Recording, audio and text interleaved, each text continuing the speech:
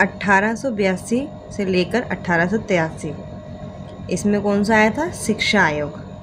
ठीक है ना, 1882 और 83 में कौन सा आया था हमारा? शिक्षा आयोग। 1901 में कौन सा आया था हमारा? शिमला शिक्षा सम्मेलन। 1901 में शिमला शिक्षा सम्मेलन।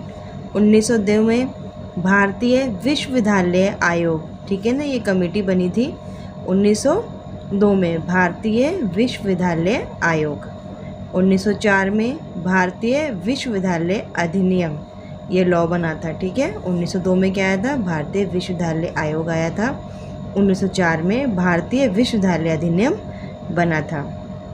1906 में राष्ट्रीय शिक्षा परिषद का गठन हुआ था। ठीक है, 1906 में क्या हुआ था? NEC का गठन हुआ था। 1917 में कलकत्ता विश्वविद्यालय आयोग, या जिसे हम सैडलर आयोग के नाम से भी जानते हैं। 1917 में क्या हुआ था हमारा? कलकत्ता विश्वविद्यालय आयोग, जिसे कि हम सैडलर आयोग के नाम से भी जानते हैं। 1928 में हमारी हटंग कमेटी आई थी। 1937 में इम्पॉर्टेंट है ये, बुनियादी शिक्षा आई।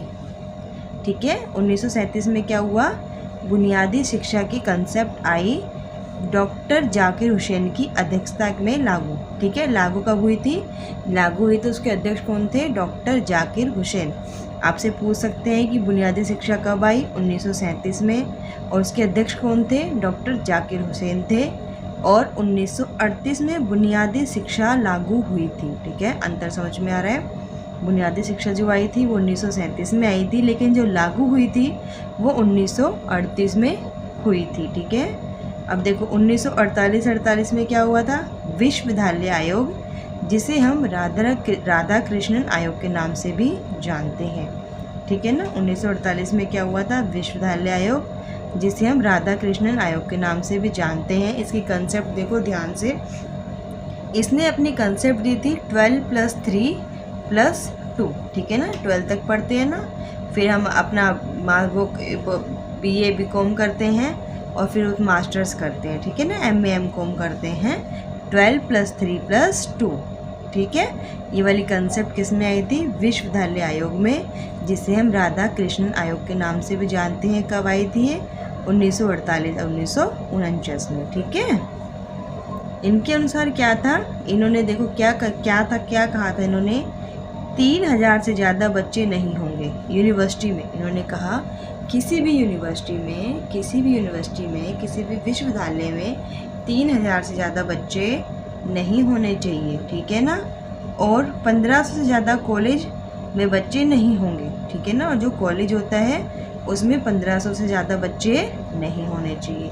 जो बड़े विश्वविद्यालय यूनिवर्सिटी हैं उसमें 3000 से ज़्यादा बच्चे नहीं होने चाहिए, और जो छोटे कॉलेज हैं उसमें क्या है? 1500 से ज़्यादा बच्चे नहीं होने चाहिए। ये किसकी कंसेप्ट थी? राधा कृष्णन आयोग की, जिसे हम विश्वविद्यालय आयोग भी कहते हैं। क्या था? 12+3+2 की कंसेप्ट पे आधारित है। ठीक है, 1948 में आया था विश्वविद्यालय आयोग, यानी कि राधा कृष्णन आयोग, यानी कि 12+3+2। 3000 बच्चे कहानी होने से ज़्यादा बच्चे कहानी होने चाहिए यूनिवर्सिटी में, और 1500 से ज़्यादा बच्चे कहानी होने चाहिए कॉलेज में। ठीक है, फिर हमारा आया 1952-1953 में माध्यमिक शिक्षा आयोग, जिसे हम मुदालियर आयोग भी कहते हैं। ठीक है ना, आपसे ये भी पूछ सकते हैं कि माध्यमिक शिक्षा आयोग कब आया था? 1952-53 में, या फिर पूछ सकते हैं कि मुदालियर आयोग कब आया था? वो भी कब आया था? 1952-1953 में। ठीक है, समझ में आया इतना? 1957 में पहली बार महिला शिक्षा के लिए राष्ट्रीय कमेटी का गठन हुआ। 1957 में पहली बार महिला शिक्षा के लिए राष्ट्रीय कमेटी का गठन हुआ। राष्ट्रीय शिक्षा नीति के बारे में राजीव गांधी की घोषणा 5 जनवरी 1985 को की गई। राष्ट्रीय शिक्षा नीति के बारे में राजीव गांधी की घोषणा, यानी कि राष्ट्रीय शिक्षा नीति की घोषणा किसने की थी? राजीव गांधी जी ने की थी। कब की थी? 5 जनवरी 1985 को। कब की थी?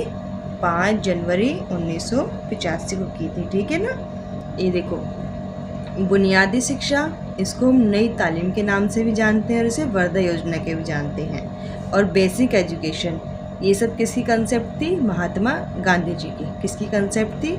बुनियादी शिक्षा कह लो, नई तालीम कह लो, वर्धा योजना कह लो या बेसिक एजुकेशन कह लो, ये सब किसकी कंसेप्ट थी? महात्मा गांधी जी की। ठीक है ना। 1882-83 में शिक्षा आयोग आया, 1901 में शिमला शिक्षा सम्मेलन हुआ, 1902 में भारतीय विश्वविद्यालय आयोग कमेटी बनी, 1904 में भारतीय विश्वविद्यालय अधिनियम यानी कि लॉ बन गया, 1906 में एनएससी परिषद का गठन हुआ, 1917 में कलकत्ता विश्वविद्यालय आयोग या सैडलर आयोग आया, 1928 में हरटंग कमेटी आई, 1937 में बुनियादी शिक्षा आई जिसके अध्यक्ष थे डॉक्टर जाकिर हुसैन, 1938 में बुनियादी शिक्षा लागू हो गई, 1948-49 में विश्वविद्यालय आयोग आया जिसे हम राधा कृष्ण आयोग के नाम से भी जानते थे। कंसेप्ट थी 12+3+2। इनके अनुसार 3000 से ज़्यादा बच्चे यूनिवर्सिटी में नहीं होंगे और 1500 से ज़्यादा बच्चे हमारे कॉलेज में नहीं होंगे।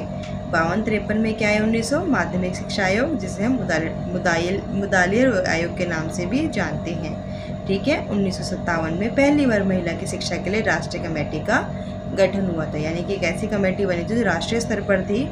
उन्होंने कहा था कि महिलाओं को भी शिक्षा मिलनी चाहिए। राष्ट्रीय शिक्षा नीति के बारे में जो घोषणा की थी वो किसने की थी? राजीव गांधी जी ने की थी। कब की थी? 5 जनवरी 1985 को की थी। ठीक है। आपको इतना समझ में आया है तो आगे अगली क्लास में करेंगे, लेकिन जाते जाते चैनल को सब्सक्राइब कर देना, लाइक करना और कमेंट करना और हमें बताना आपको वीडियो कैसी लगी। इसके क्वेश्चन ज़रूर आते हैं। ठीक है।